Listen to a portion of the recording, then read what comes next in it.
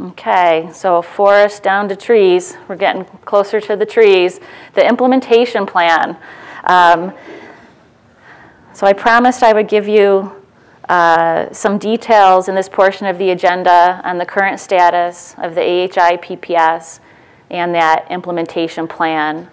The implementation plan is the document that includes milestones and tasks with due dates for the 11 projects that were selected, and you're going to hear about each project rather shortly, and milestones and tasks for all of the organizational, sometimes called infrastructure components that you see listed here.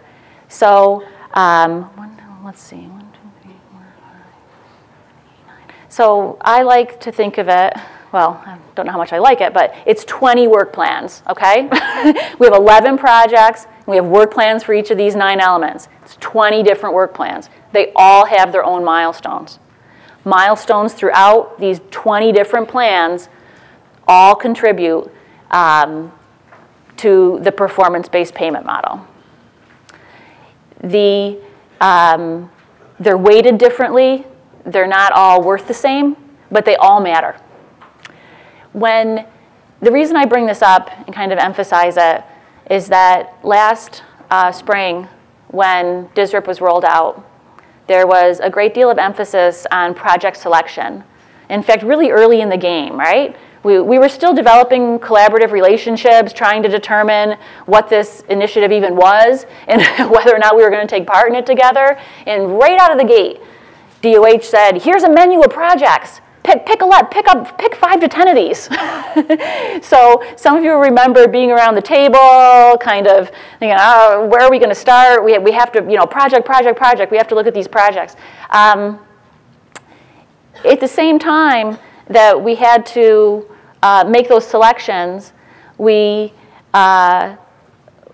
we have to implement on those projects that have been selected, we also have to build the foundational components of a performing, of a network that can succeed under a value-based payment arrangement. We need governance, a path for financial sustainability. We need to be able to budget and have financial infrastructure, IT, et cetera, all the various elements that you see here. If you look at the first 3, so governance, finance, cultural competency, health literacy, and then the last one, workforce. Those 4 areas, the milestones in those 4 areas are tied to the payment model in a way that I'll mention a little later this afternoon, has a big influence, a big influence. Some of you will remember back when we were talking about DSRIP and this whole valuation, we had some slides that showed, line by line, the 11 projects and a value tied to each. Achieving the value tied to a project, like primary care behavioral health integration, means meeting the goals for that project, and part of the formula for that line was did you or did you not meet governance, finance, cultural competency, health literacy, and workforce. Again, for the next project, those 4 infrastructure elements counted for that line and the next and the next and the next. So what I just can't emphasize enough that the importance of achieving the milestones on the infrastructure elements are heavily weighted because they're core to the long-term success of all the programs. So it's really both. It's really both together. And I don't mean to belabor the point, but I think a lot of us, including us at AHI, other PPSs as well, we really got caught up in a lot of talk early on in the rollout about project speed and scale, project speed and scale. Project speed and scale, very important. Infrastructure, just as important, very important as well. So that plan itself, it's a 400-some page document that is in a way a living document. We make modifications to where allowed. There are sections that can't be modified, but where allowed, we make modifications based on actual experience of the implementation and where we need to move or to redirect. So that implementation plan was in fact the first quarterly report. So DSRIP year 1, quarter 1, was April through June of this year. That first quarter, the implementation plan, that first quarterly report, it was due to be submitted at the end of July. DOH pushed that back a week, had some technical issues with submission with their tool. So that went in the first week of August, that first report. Now this process that I'm showing you, I just want to show you the process because this process is just going to repeat itself every quarter. And when we get questions about, what's in the plan, what's the status of the plan, where's the plan, this is the process that's going to play out. Not just for our PPS, for every PPS. You put in your report at the end of the quarter. The independent assessor, which is PCG, Public Consulting Group, the independent assessor provides feedback. They provide 2 types of feedback, remediation and recommendations. Remediation items must be responded to within 15 days. 15-day window opens up. You're required to respond to remediation. You may respond to recommendations should you so choose, and you do your response within 15 days. DOH then puts that back in front of the independent assessor. They look at your response and determine if they're validating that you have successfully submitted a quarterly report. Why does all this weedy trees matter? You got to get the box that you got the quarterly report in order to drive the payment. That's a lot of the payment in the early years, is did we achieve some basic milestones, including the quarterly report. So our experience with this first round, that first set of remediation and recommendation feedback was received with some amount of anxiety. We clicked open to see what was in it, and we were really happy to see 2 pieces of paper. 1 page with 3 bullet points that were our remediation items, and maybe it was 4, and another page with a similarly short number of bullet points for recommendations. The entirety of what we were asked to do was the half of a piece of paper. So we were not especially alarmed or concerned. There were some areas where they had asked us to make some, to provide more detail, to check on dates and sequencing. We took care of that. We made our response, and we're waiting for validation. So the DOH's plan is that once that independent assessor validates those reports, that they will then post them on their website. So I think again, New York, very much transparent in this reform endeavor. Transparent to the point of there's so much information out there, it's hard to find your way through it. So we will make the effort with our newly launched website to have key elements available on the website so you don't have to dig through the DOH site. And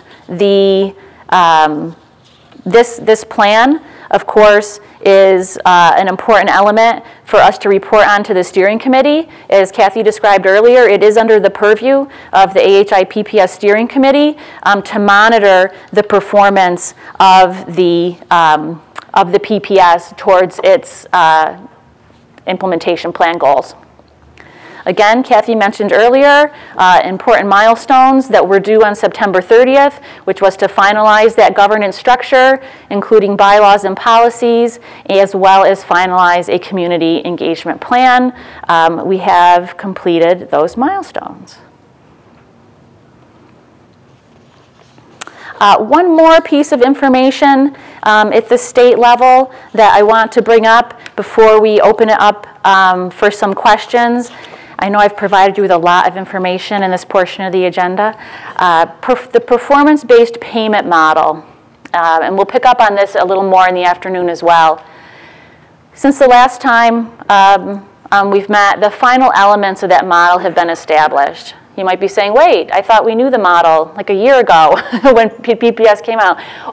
We knew the model, we knew the framework of that model, but we needed a certain amount of detail in order in order to understand the state's absolute detail level methodology for earning what they call achievement values. Achievement values are ones and zeros. We'll talk with them again this afternoon, that are tied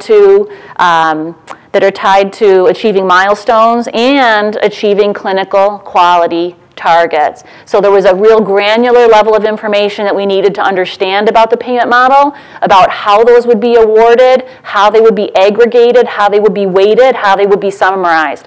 Now that detail level information has been finalized, and we've worked with a consultant to develop a scenario-based modeling tool so that we can do some what ifs. Well, what if we don't meet that speed commitment over here? Or what if we don't meet that scale commitment over there? What if, one of our, basic infrastructure items isn't hit? How is that going to impact our funding stream? So we do have that tool available. I think it's a tool that will be used by finance and steering to make decisions and to guide planning. I do have one more thing to mention that's not on a slide, but it will be in the version that gets posted. So one additional state level update that I wanted to provide: clinical quality measures. The clinical quality measures for DSRIP, the majority are claims-based measures. For the claims-based measures, baselines have been established, performance goals have been set, and our first annual target has been set. What we received is a really short spreadsheet with just those pieces of information. So what we don't have is we don't have a claims file that the state used to create those baselines. So what we can't do, we just have a number at the PPS level. At this point, we can't say this is the baseline for the PPS and this is the baseline in this region or this provider. We don't have that ability right now. We just have one number, in other words, for the measure that shows us our baseline.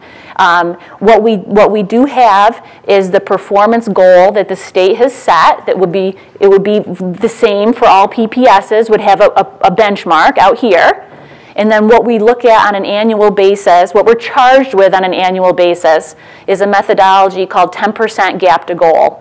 So what's the difference between our baseline and our performance benchmark?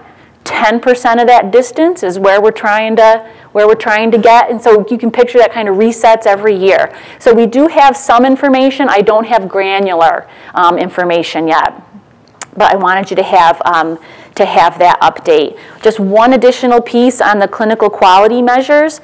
Some of the measures require chart review. So this was a big question early on in the planning. We were looking at projects. We were seeing measures that required chart review. We were like, well, where are the resources going to come to do all this chart review, and how is this going to happen? I can say, again, we were pleased that, that the state has decided to centralize that chart review process. The state has contracted, I believe, with IPRO for the chart review. What that means is that we certainly need to make every effort to cooperate with the chart review process. The state will be reaching out to PPS partners directly about that process when needed. They'll work through the PPS when we can help them communicate and help them connect. But individual partner organizations in the PPS do not need to expect to be using their resources or their team to be doing extractions from charts. At this point, it looks like the resources behind that chart review are really at the state level. During year one, they've made a commitment just for year one. During year one, the state is funding that review. They're not coming to the PPS looking for us to offset the costs of that massive review process. We don't know if that'll be the case for the long term, but that is the case right now.